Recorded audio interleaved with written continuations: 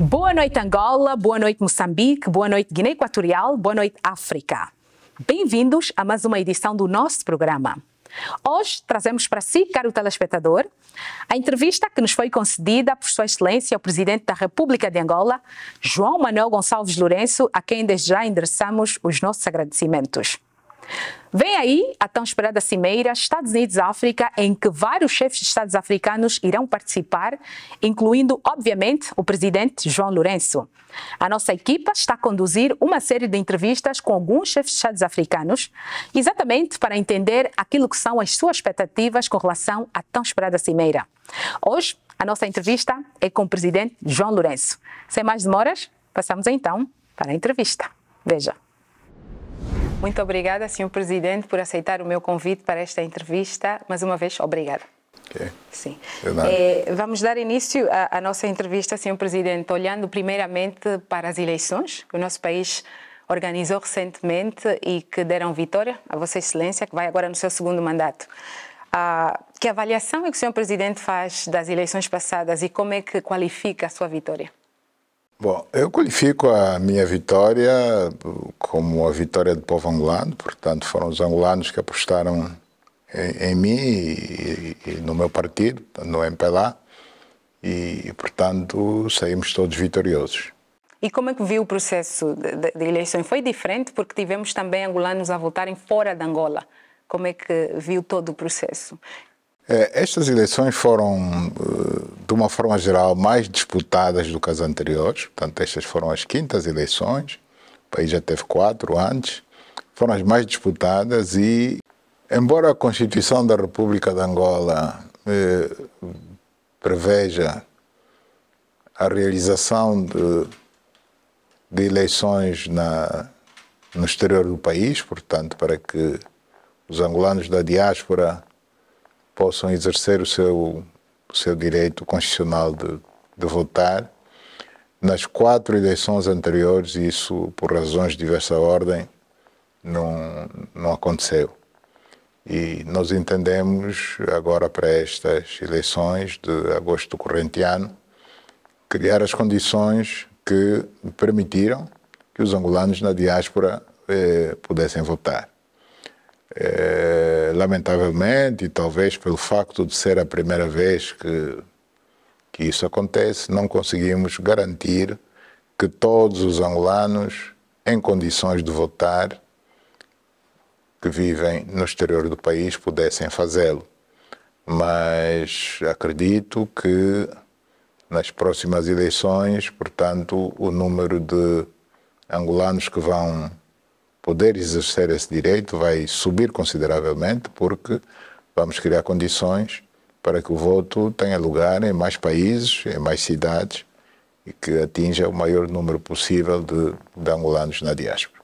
Desde que o Sr. Presidente chegou ao poder, em 2017, algo que vai certamente ficar na história da governação do Sr. Presidente, creio eu, é a coragem que o Sr. Presidente teve de enfrentar a todos, incluindo membros do partido que o Sr. Presidente dirige, e começar uma luta contra um dos maiores males que afetava Angola depois da guerra, que é exatamente a corrupção e a impunidade. Entre dar continuidade ao rumo que Angola já vinha observando e começar uma nova era, uma Angola diferente, o presidente optou exatamente por começar uma nova era. E obviamente sabemos que os próximos presidentes vão poder dar continuidade, ir melhorando e fazendo outras coisas. Mas era preciso e é importante o passo que o Sr. Presidente deu. Sabemos que não foi fácil, porque mudanças obviamente incomodam alguns. Eu gostaria que o Sr. Presidente falasse um bocadinho dos desafios que teve de enfrentar durante os últimos 5 anos, muitas mudanças e dar esse novo rumo ao país que temos hoje. Sim, o desafio foi grande, foi e é, porque a luta continua, tanto a luta contra a corrupção continua, e acredito que mesmo quando algum dia o Presidente da República for outra entidade, muito difícil será retornar ao passado. Portanto, uma vez iniciado, eu creio que todos vão dar continuidade, talvez num outro estilo, numa outra forma, mas praticamente já será impossível voltarmos à situação a situação anterior de impunidade. O desafio foi grande, como diz, portanto, acabamos por tocar em pessoas muito poderosas, que têm poder, sobretudo poder financeiro, como se diz, o dinheiro compra muita coisa, compra consciências, com os valores da corrupção alimentou-se muita gente, portanto, muitos se beneficiaram deste processo de corrupção que o nosso país viveu durante muitos anos e vive de alguma forma ainda. Não podemos considerar que a luta está terminada, não.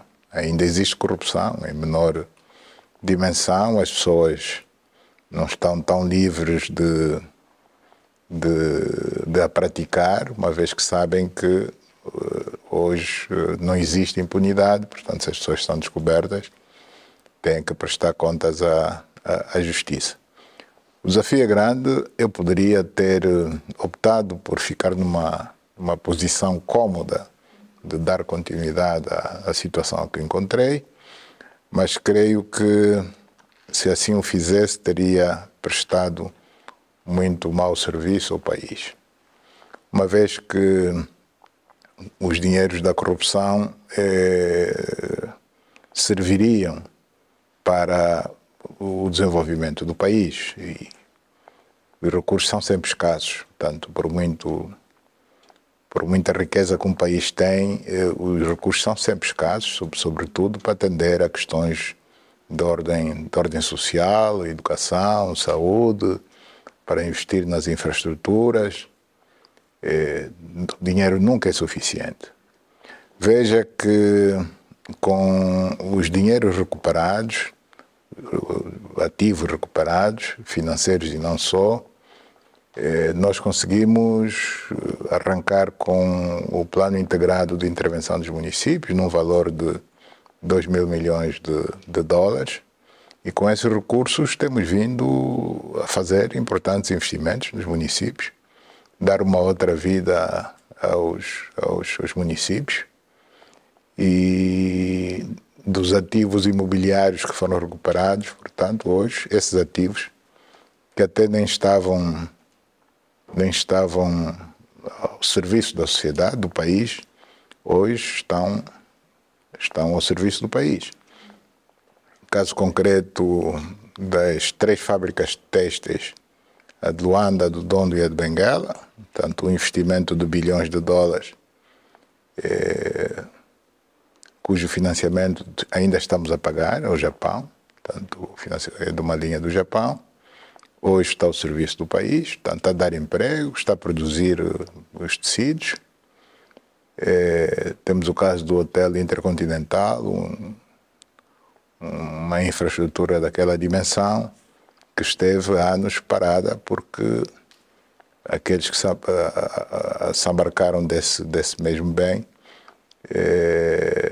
sentiram que não estavam à vontade para ir avante com o projeto, e então pararam, mas felizmente conseguimos recuperar e hoje está ao serviço da hotelaria e do turismo.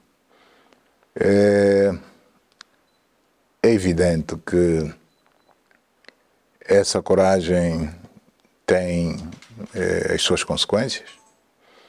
Há quem interpretasse mesmo como que eu tivesse criado uma divisão no seio do partido. Não é isso que aconteceu, porque não se pode aceitar que as pessoas que estão envolvidas na corrupção representam uma fatia grande dentro do partido, não representam. Há quem visse nisso mesmo, nessa luta contra a corrupção, a derrota previsível do MPLA. Isso também não aconteceu, conforme constatamos. Portanto, o MPLA venceu as eleições e vamos continuar.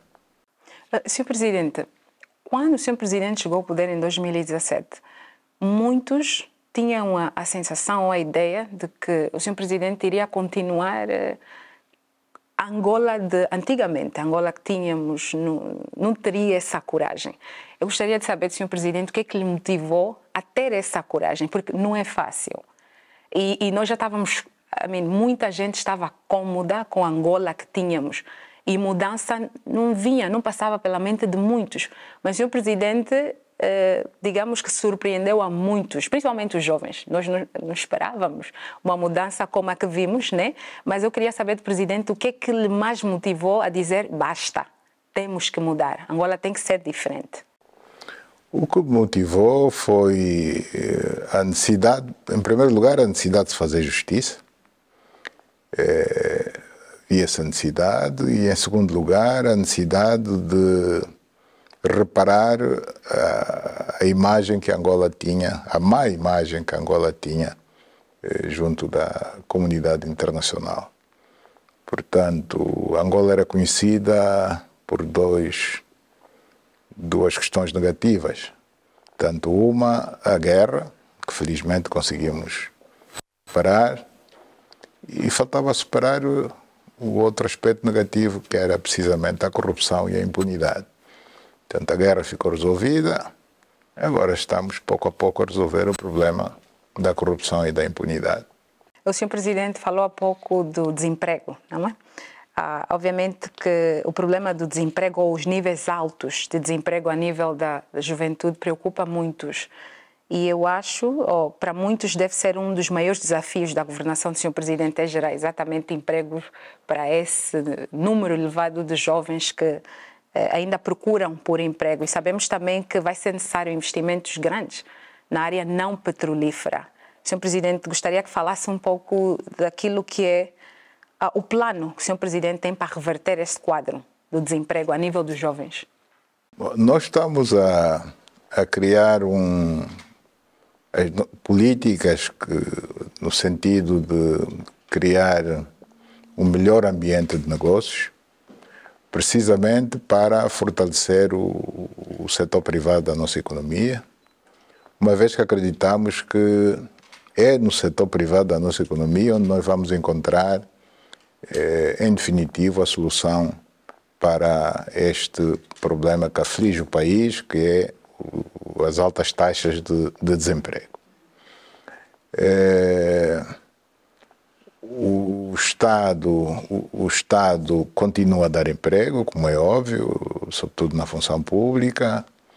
Nós, no setor social, educação e saúde, viemos realizando concursos públicos de admissão de quadros, de técnicos desses dois setores. Os números são altos, mas mesmo assim o emprego não pode ser encontrado apenas nesses dois setores. E isso não resolve, ajuda, mas não resolve. Reduz de alguma forma o índice do desemprego, mas não resolve. O Estado tem o chamado Programa de Apoio e Promoção à Empregabilidade, o PAP, o vulgo PAP, que visa, portanto, conseguir emprego para os jovens, sobretudo ajudar na criação do autoemprego. Mas não é tudo. As grandes obras públicas, sobretudo a de construção de grandes infraestruturas, escolas, hospitais, barragens hidroelétricas, caminhos de ferro, bairros residenciais, que nós chamamos de centralidades e outras, também criam emprego. Criam emprego, mas é um emprego que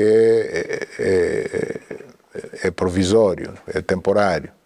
Portanto, enquanto essas infraestruturas estiverem em construção, durante 2, 3 anos, 4, os jovens têm emprego aí, encontram emprego. Depois disso, o número reduz consideravelmente, uma vez que só terá emprego nessa infraestrutura construída quem tiver que operar essas mesmas infraestruturas.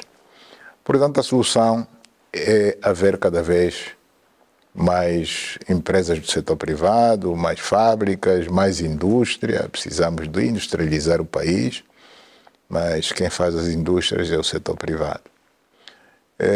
Outra forma de contribuirmos para a redução do desemprego é atrair o investimento investimento direto estrangeiro. Portanto, com o investimento direto estrangeiro, vamos, por um lado, diversificar a economia, por outro lado, consequentemente, também dar emprego. O senhor Presidente criou uma comissão para a institucionalização das autarquias locais recentemente.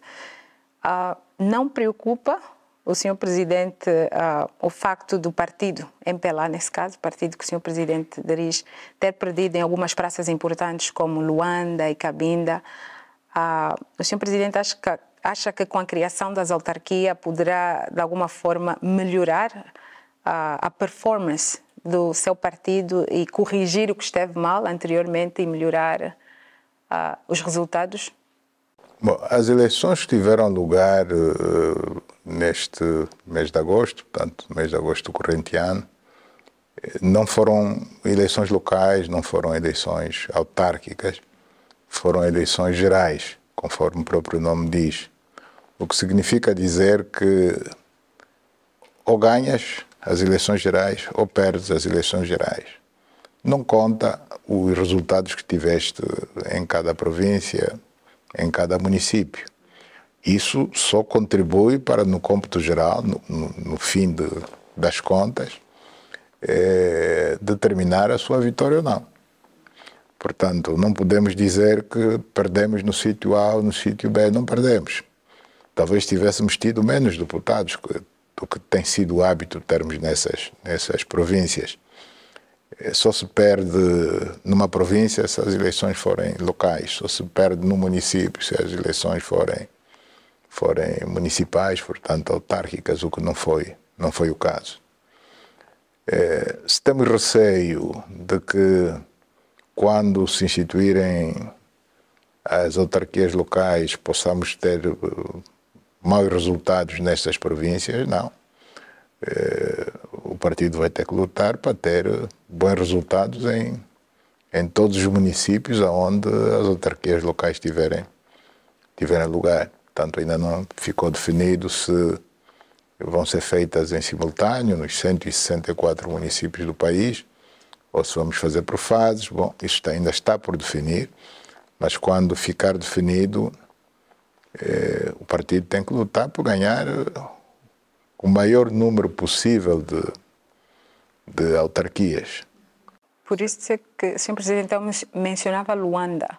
Luanda é a capital e é a mais populosa a nível das outras províncias. O facto de o MPLA ter perdido em Luanda, isso não preocupa o Presidente? Não Sim, tanto. Não tanto. São eleições diferentes. São eleições diferentes. Quando viermos a realizar as eleições autárquicas, é obrigação do partido preocupar-se com todas as eleições autárquicas, independentemente de ser capital ou não ser capital. O partido tem que lutar por ganhar o maior número possível de autarquias. Não importa onde estejam localizadas, em Luanda ou fora de Luanda.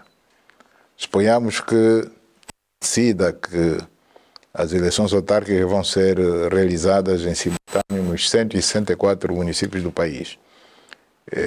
A gente deve procurar aproximar-nos o máximo possível dos 164 municípios. Se ganhamos 120, se ganhamos 140, será o ideal. Portanto, vamos lutar por igual por cada município, por cada autarquia que estiver em disputa. Vamos agora passar para a educação e saúde, Sr. Presidente. Estas são duas áreas em que o Presidente focou-se muito no mandato passado, né? O Sr. Presidente investiu muito em hospitais e também na educação. E estas são áreas que, obviamente, vão continuar a merecer uma especial atenção. Neste segundo mandato do Sr. Presidente, o que é que teremos de novo, exatamente na educação e saúde? Bom, de novo, ou seja, para além daquilo que já foi feito. Exato. Para além daquilo que já foi feito, portanto, vamos continuar a investir em infraestruturas na educação e na saúde. Vamos construir mais escolas de todos os níveis. Vamos construir mais unidades hospitalares de todos os níveis. No que diz respeito às unidades hospitalares, como dizia, Nós investimos sobretudo, mas não só, preciso que isso fique bem claro, em grandes unidades, portanto, do nível terciário, hospitais gerais, bem equipados, de muitas camas, uma média de 200 camas por cada uma dessas unidades hospitalares, embora tivéssemos investido também noutros níveis, noutras categorias de unidades hospitalares. Portanto, no quadro do PIME, não só, foram construídos muitos hospitais municipais, postos médicos. Neste mandato, vamos privilegiar a construção de unidades hospitalares do nível primário e secundário, uma vez que consideramos que as do nível terciário praticamente teremos coberto o país quando ficarem concluídas as unidades hospitalares que estão sendo construídas e algumas anunciadas já com recursos disponíveis e que tão logo terminem, dentro de mais ou menos 2 anos, pelas nossas contas. Para este nível de unidades hospitalares, queremos que vamos cobrir o país. Vai-nos faltar continuar a construir a dos outros 2 níveis, do primário e do secundário. A nível da educação, tanto educação e ensino e, sobretudo, do ensino superior, pretendemos construir mais universidades públicas. Portanto, estamos a trabalhar nisso, nos projetos, na mobilização dos financiamentos para a construção de cerca de 15 novas instalações para o ensino superior. Olhando para, mais uma vez, o anterior mandato, o que é que o Sr. Presidente tem em mente que acha que devia ter feito melhor e que neste segundo mandato pensa em melhorar? Falamos um pouco da educação, falamos da saúde, mas tem um aspecto em particular, um setor, uma área que o Sr. Presidente tem em mente e diz: eu fiz dessa forma, mas neste mandato posso fazer melhor. Tem alguma coisa, Sr. Presidente? Bom, melhor, talvez mais, e não melhor. Penso que deveria ter feito mais, deveria ter olhado mais para as estradas nacionais. Portanto, as estradas nacionais e, sobretudo, aquelas que nos ligam aos países vizinhos. Portanto, para norte, as estradas que nos ligam à RDC, as estradas que nos ligam à Zâmbia, as estradas que nos ligam à Namíbia.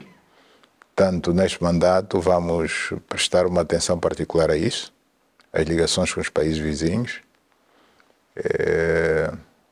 Ali para a Zâmbia está prevista a ligação entre o Luau, portanto, a estrada do Marco 25, que liga ao Kazombo, depois ligá-la à Zâmbia via Jimbe, no Cubango fazer as ligações para a Namíbia, ali naquela ponta do leste da Namíbia, e também a ligação para a Zâmbia, a partir do Cubango. Vamos agora olhar para a cimeira Estados Unidos-África, Sr. Presidente. A tão esperada cimeira de dezembro, em que o presidente Biden vai sentar com alguns líderes africanos para repensar, digamos assim, a estratégia dos Estados Unidos com relação aos países africanos. Primeiramente, Sr. Presidente, que avaliação é que o Sr. Presidente faz da relação de cooperação entre Estados Unidos e África no geral e Angola em particular? Está satisfeito? Há algum aspecto em particular que o Sr. Presidente acha que deve ser melhorado? Sim, com certeza. Portanto, as relações entre Angola e os Estados Unidos da América são boas, mas nós consideramos que gostaríamos, para fortalecer a nossa parceria estratégica, gostaríamos de ver maior investimento direto estrangeiro, no caso americano, em concreto, em Angola. Portanto, os Estados Unidos da América em Angola e não só, de uma forma geral, no continente africano, tem privilegiado, sobretudo, o setor da defesa, da segurança, particularmente o da segurança energética. Portanto, grandes investimentos na produção, na exploração de petróleo e de gás. O que nós gostaríamos de ver, e a mensagem que levamos para o presidente Biden, é que gostaríamos de ver o investimento privado americano aqui no nosso país para nos ajudar a diversificar a nossa economia, por um lado, e, por outro lado, portanto, ajudar-nos a industrializar o nosso país. Portanto, o nosso país e o nosso continente são pouco industrializados e todos nós almejamos ver o nosso continente cada vez mais industrializado. Sabemos que para a industrialização há infraestruturas que são fundamentais, nomeadamente haver maior oferta de energia e de água, e gostaríamos de garantir aos americanos que esse investimento em Angola está sendo feito com bastante seriedade. Portanto, estamos a trabalhar para cobrir o país com energia e com fontes limpas de energia, tanto energia hidroelétrica, energia fotovoltaica, até mesmo com a contribuição dos americanos. Esta industrialização do país, né? O Sr. Presidente espera contar mais com a colaboração dos Estados Unidos, mas, de uma forma geral, esta cimeira, segundo o que se já ouviu em Washington, alguns líderes africanos querem que seja diferente, porque já houve outras. Uma que o presidente Barack Obama realizou, e houve uma segunda em Moçambique, mas os resultados não foram muito aquilo que os africanos esperavam.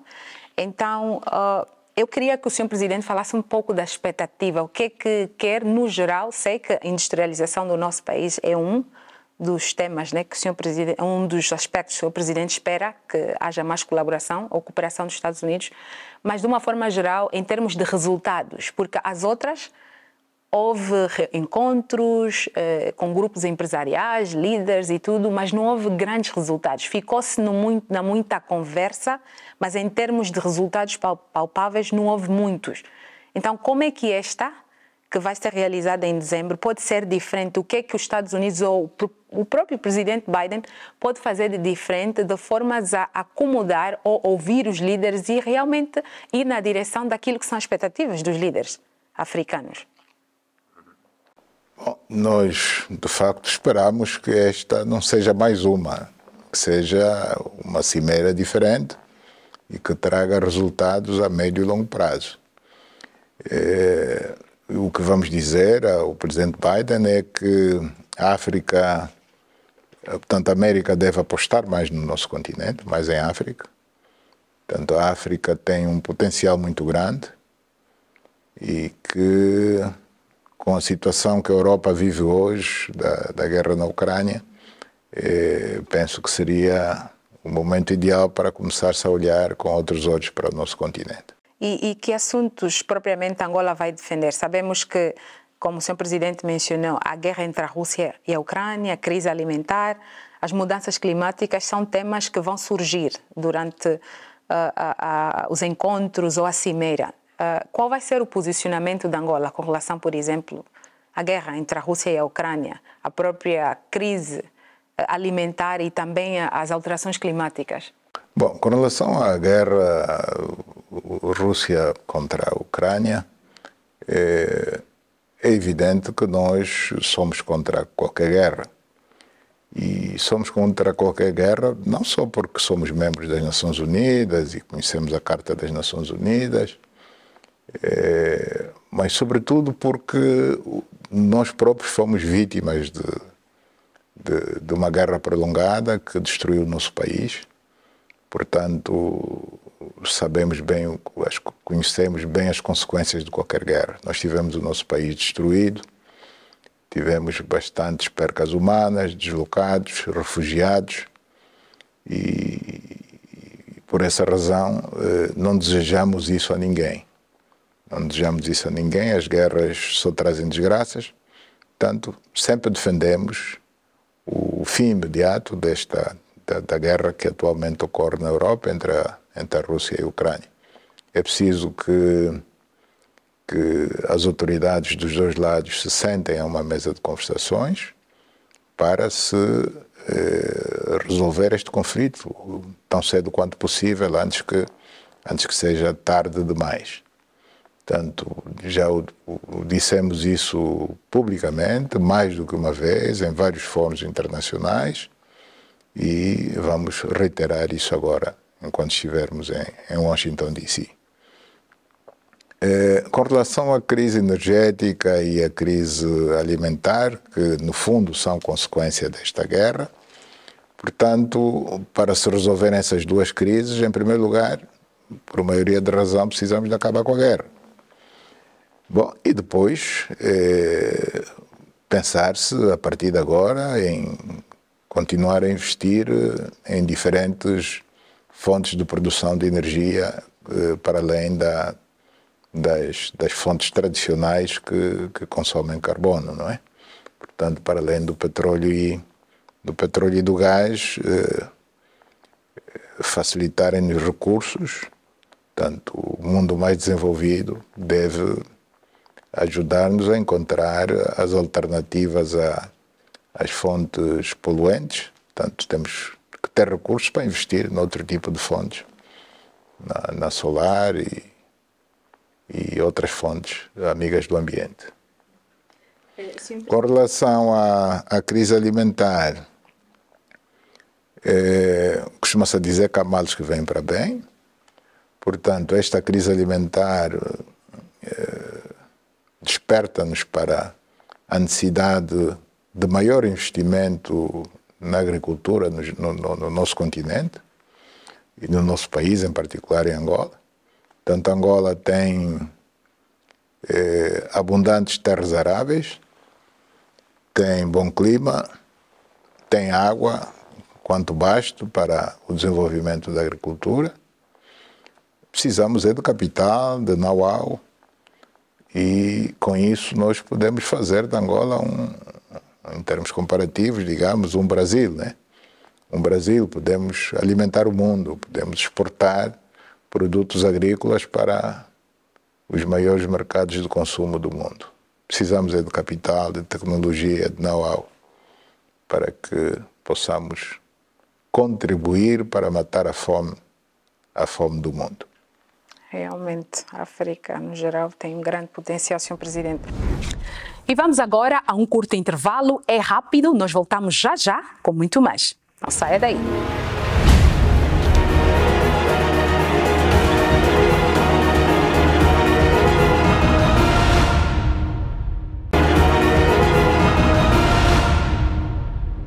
Algo que muitos africanos esperavam, Sr. Presidente, dos países africanos, é que fôssemos nós próprios a buscar as soluções para os problemas do nosso continente. E Angola tem sido um grande exemplo em mediar conflitos entre países africanos. Falo do papel importante que Angola joga na região dos Grandes Lagos. Eu queria que o Sr. Presidente falasse um pouco da experiência na mediação de conflitos e dos resultados em si.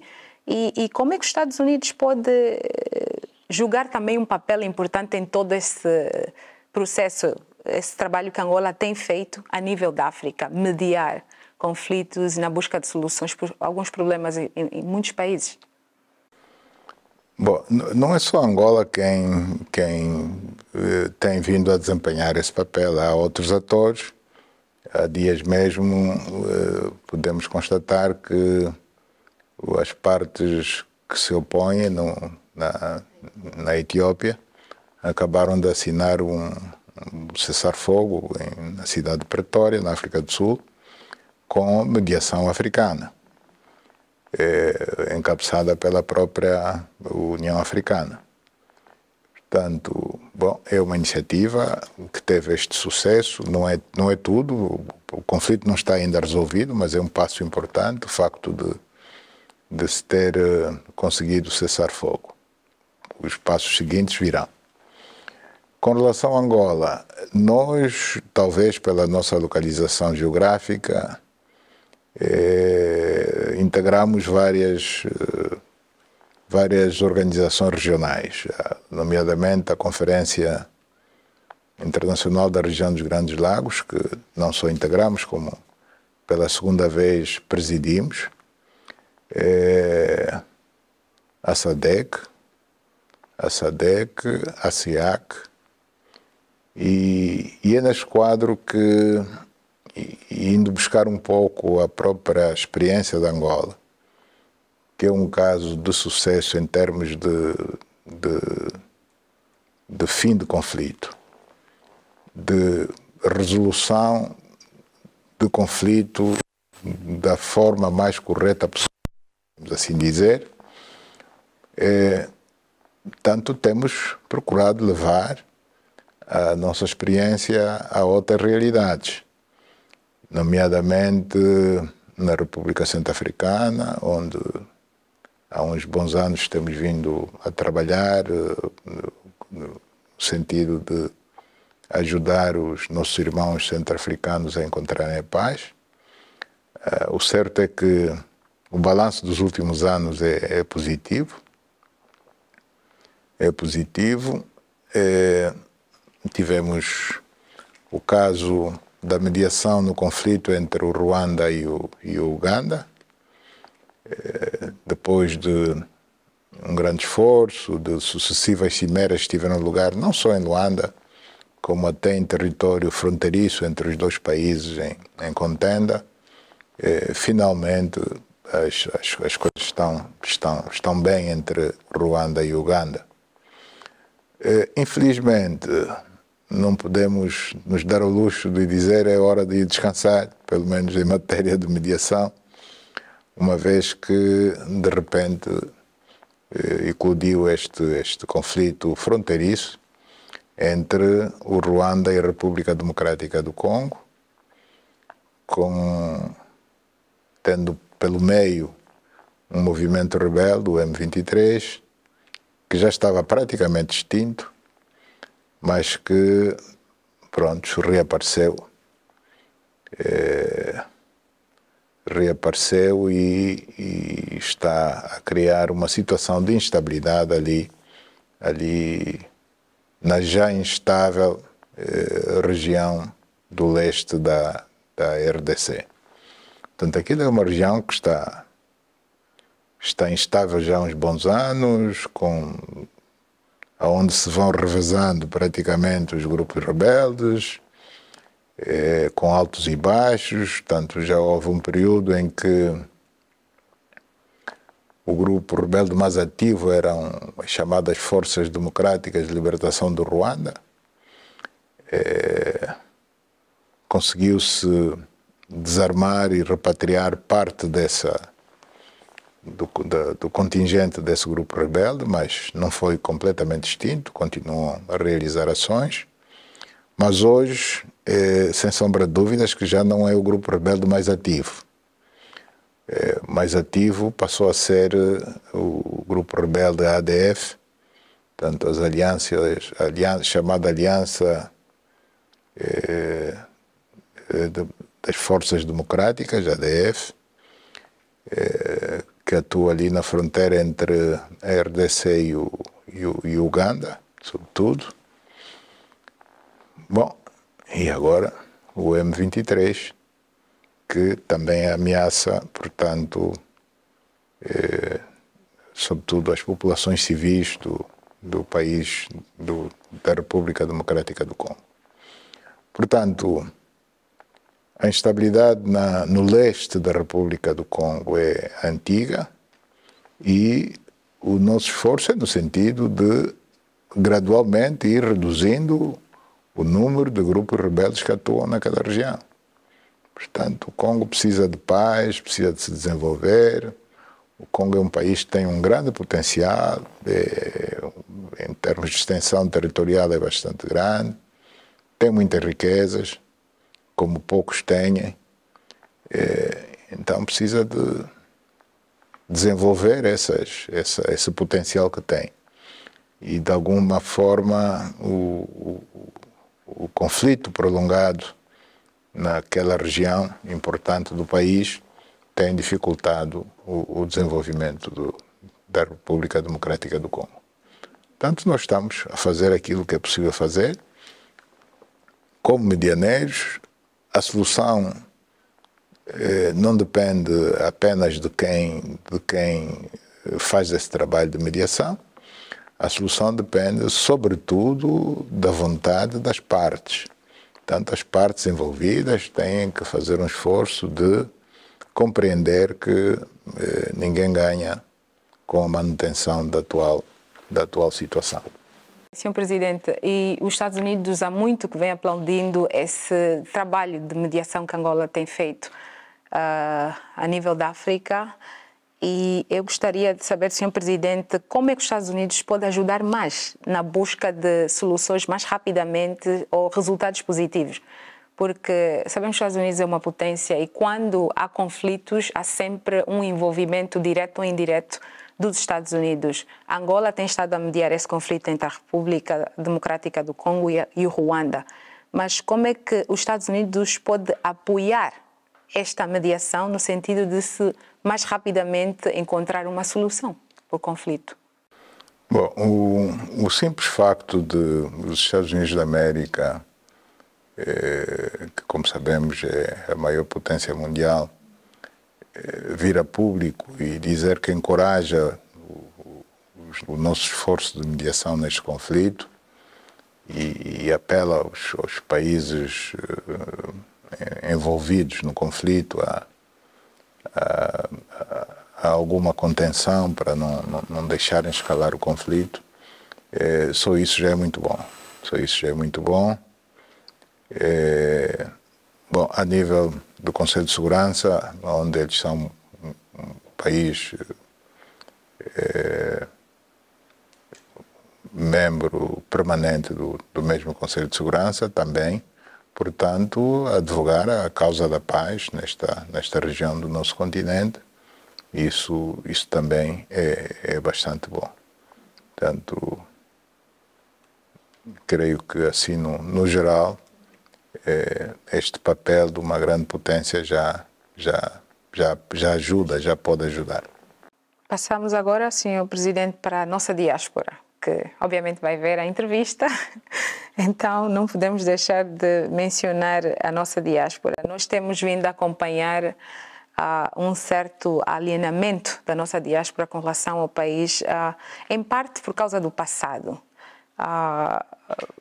Temos vindo também, ouvimos durante as eleições alguns angolanos na diáspora praticamente a denegrirem, de certa forma, a imagem do país, a desacreditarem algumas instituições do nosso país, inclusive em órgãos de comunicação estrangeiro. O que é que o Sr. Presidente acha que está na base desse comportamento? E como é que o governo pode mudar este quadro, inverter, de maneiras a trazer um pouco mais a nossa diáspora para o país? Bom, este tipo de atitudes negativas tiveram lugar não apenas com alguns cidadãos que estão na diáspora, como também estão aqui em território nacional. Portanto, não é uma questão de estar ou não estar na diáspora. Nós temos de condenar esse tipo de atitudes, independentemente do angolano, que é todo igual, estando dentro, estando fora,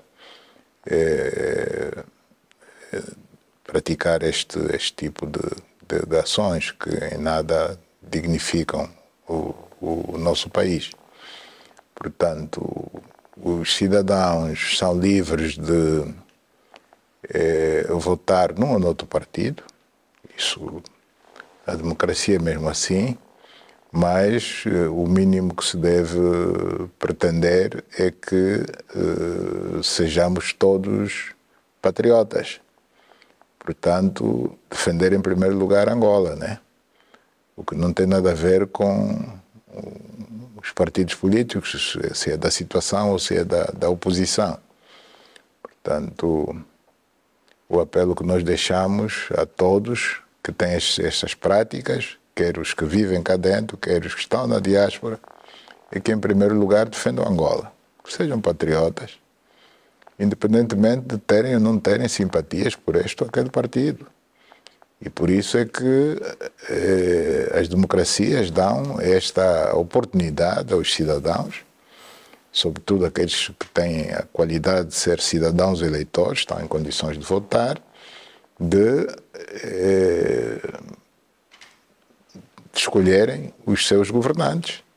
Portanto, votar a favor daquele que acha que deve governar o país e votar contra aquele que acha que não é digno de governar o nosso país. Portanto, essa liberdade existe.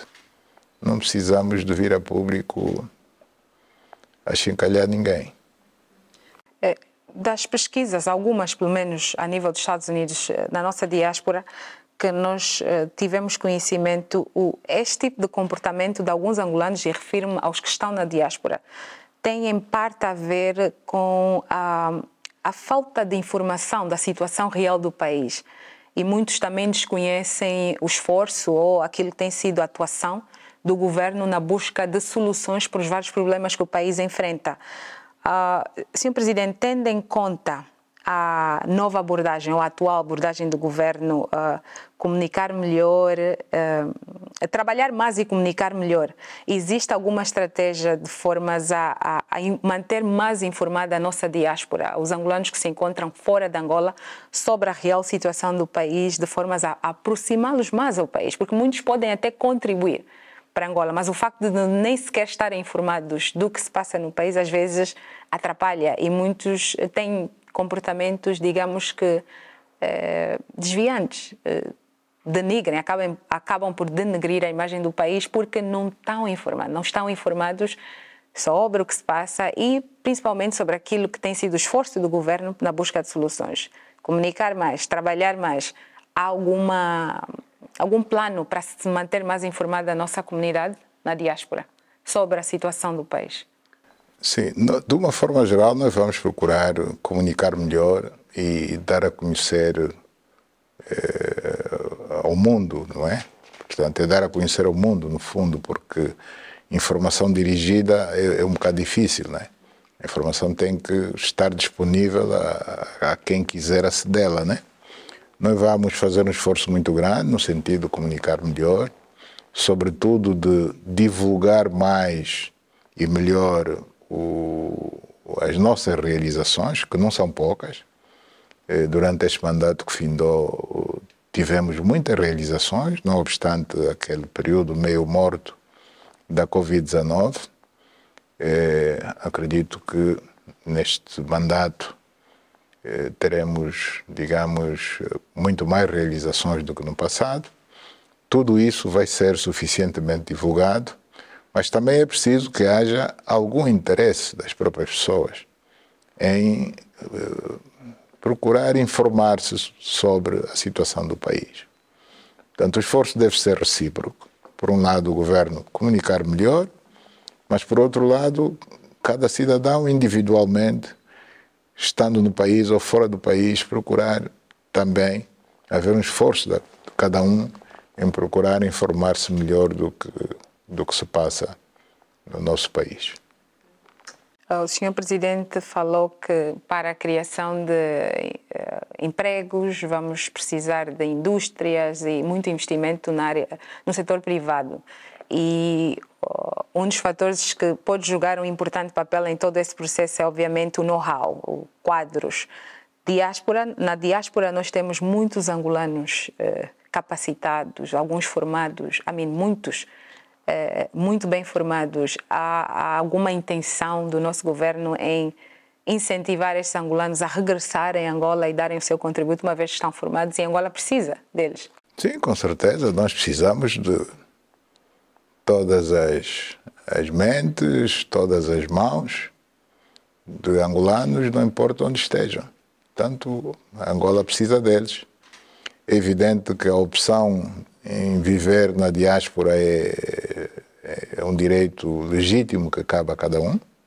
Cada cidadão tem as suas razões de viver dentro do país ou fora. Regra geral, quando se imigra, as pessoas vão à procura de melhores condições, melhores oportunidades de emprego, de habitação, etc. Portanto, a decisão é de cada um, mas é evidente que o país gostaria de ter a maioria dos seus cidadãos cá dentro, para contribuírem para o desenvolvimento de Angola. Não basta criticar os que cá estão, também é preciso contribuir. E muitas vezes contribuir não é só regressando ao país, mesmo continuando lá fora na diáspora, pode-se contribuir de uma ou de outra forma para o desenvolvimento do nosso país. Contribuir com remessas monetárias para a família, como fazem outros países que têm muitos cidadãos fora, como faz Cabo Verde, como faz Portugal, como fazem outros países que têm grandes diásporas, até bem maiores do que a nossa.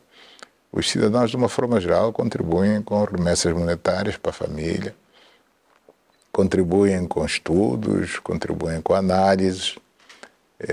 Portanto, nós estamos abertos e, para nós, todas as contribuições dos nossos cidadãos são bem-vindas.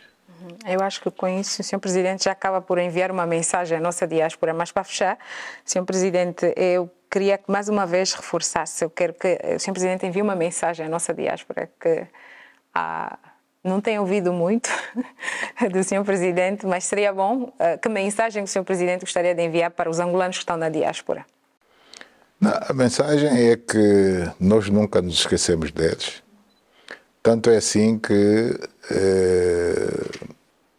criamos as condições para que pela primeira vez pudessem exercer um direito que é legítimo de participar da grande festa da democracia, que são as eleições. Lamentavelmente, e talvez pelo facto de ser a primeira vez que realizamos eleições fora de Angola, não podemos dar essa oportunidade a todos. Portanto, aconteceu apenas em alguns países, em algumas cidades. Todos gostariam de ter participado, não foi ainda desta vez, mas vem aí outras eleições e acreditamos que nas próximas eleições o número de países, o número de cidades lá fora em que os angolanos vão poder exercer o seu direito de voto vai com certeza aumentar. A mensagem é que nós temos, portanto, os angolanos que estão na diáspora, nós temos permanentemente no nosso coração. Nós não fazemos distinção entre o angolano que vive em Angola e o angolano que vive fora. Se é angolano, independentemente de onde esteja, do que faz, das razões que o levaram a sair de Angola. Às vezes há muito a tendência de se pensar que quem optou por viver fora do país é por razões políticas. Eu não penso assim. Aliás, já acabei de o dizer. Portanto, as pessoas são livres de viver onde entendem e pelas mais diferentes razões, mas no meu entender a principal razão é, sem sombra de dúvidas, a procura de melhores oportunidades. Eu queria que o Sr. Presidente enviasse uma mensagem também para os investidores. O que é que Angola... Está Angola aberta? Obviamente está, e já vimos isso. O Sr. Presidente várias vezes viajou a muitos países a convidar os investidores a virem para Angola, mas eu queria que o Sr. Presidente falasse um pouco daquilo que são os incentivos, o que é que Angola tem para receber, não só turista, estamos a falar já da área do turismo, mas também o investimento em si. Como é que estamos? Angola está pronta? Podem vir? Eu gostaria que o Sr. Presidente enviasse uma mensagem para os investidores e turistas a virem, convidasse-os para vir a Angola novamente. Já fez várias vezes. Eu agradeço esta oportunidade que nos é dada de nos dirigirmos aos turistas e aos investidores estrangeiros.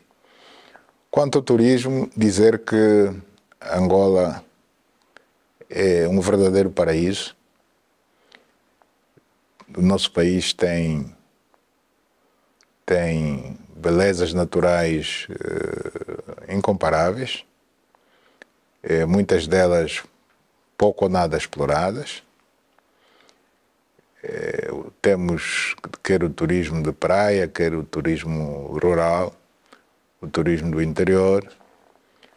A nossa fauna, a nossa flora é bastante rica e, portanto, venham a Angola, venham conhecer um destino turístico que com certeza não vos vai decepcionar. Não vai decepcionar a quem visitar Angola. Nós estamos a dizer que quem bebe a água do Bengo, bom, Bengo é apenas um dos muitos rios que Angola tem. Quem bebe a água do Bengo ou não vai embora ou se vai, volta. Portanto, o convite está feito. Venham para desfrutar de turismo, mas venham também para investir no turismo.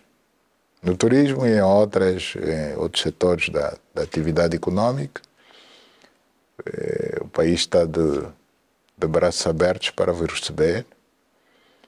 A principal garantia que damos é que o retorno dos capitais está garantido, uma vez que temos sabido nos últimos anos manter as nossas reservas internacionais líquidas a níveis satisfatórios, que permitem, portanto, a transferência dos dividendos dos investidores que queiram investir em Angola em todos os ramos da nossa economia. Na agricultura, na indústria, no turismo, nas pescas, na indústria extrativa. Portanto, venham apostar, venham investir os vossos recursos e multiplicá-los no vosso próprio interesse, mas também no interesse da Angola e dos angolanos. Obrigado. Muito obrigada, Sr. Presidente. E chegamos assim ao fim a mais uma edição do nosso programa. Nós vamos voltar numa próxima edição com muito mais. Assim, caro telespectador, até lá.